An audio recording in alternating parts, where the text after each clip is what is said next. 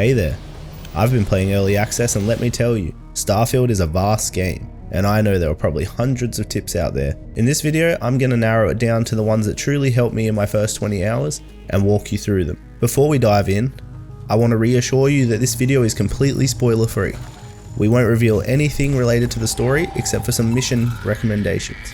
If you do find either one of the tips helpful, if you could quickly throw a like, it helps the channel so much. Alright, let's kick things off. When you begin your Starfield adventure, you'll be asked to choose your background, which grants you 3 starting skills. Here's the deal, don't stress too much about these starting skills. They're just the beginning, and you'll level up quickly after the tutorial.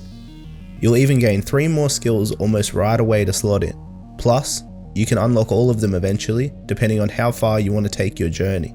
However, a word of caution, traits are permanent, so choose ones you're ready to commit to for your entire playthrough. Once you start your playthrough, you'll notice that you get a handy tool, the scanner. Open it up to loot faster by pinpointing item locations even on dead bodies, but that's not all. The scanner is also the fastest way to identify NPCs that you can interact with. Some of these NPCs will give you quests that lead to very long and fulfilling side quests. There's also good news for hoarders, the ammo actually doesn't weigh anything in this game, so don't hesitate to pick up as much as you can. Trust me, it's not easy to come by and you should make sure that you have guns that use different types of ammo, especially if you're playing on the harder difficulties. Inventory management is crucial. You have a weight limit determined by your skills, equipped items, and consumables which you'll find in Aid. Going over this limit will overburden you and cause you to consume more oxygen, indicated in the bottom left. Your ship also has storage, accessible from your inventory or the wall inside your ship. Remember, more cargo bays mean more storage, but they'll slow down your ship. Also, don't forget to store and retrieve items from your companions, who can carry stuff like a pack mule for you. When you do land at a landing pad, there's usually a green kiosk with several thousand credits. Here you can get all your loot and sell it off for credits, which are used for everything in game. It may not give you the best prices, but it is very convenient. When traveling between planets, you don't need to open up the system map to travel in between the planets in your ship. Once you're in orbit, press F to bring up your scanner view, align yourself with the target and hit E to lock onto it, and then R to warp there. This also works for landing sites on planets, provided you're lined up with it. And guess what? You can even jump from system to system without entering the menu if you have a mission in that system.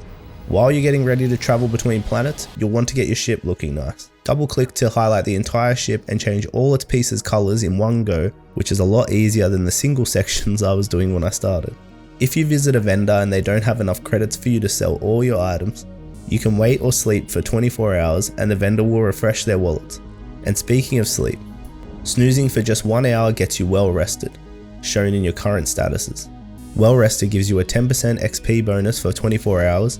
There's also alien tea that grants a 2% bonus. Sip one just before finishing a mission for that extra XP boost. Lastly, without giving away any spoilers, consider focusing on the main story until about 3 missions in. You'll come to a mission called Into the Unknown. This will help you get a solid feel for the game and its mechanics, as many things aren't explained until you do these early missions related to them. After that, feel free to explore, dive into side quests and make the most of your journey. And there you have it.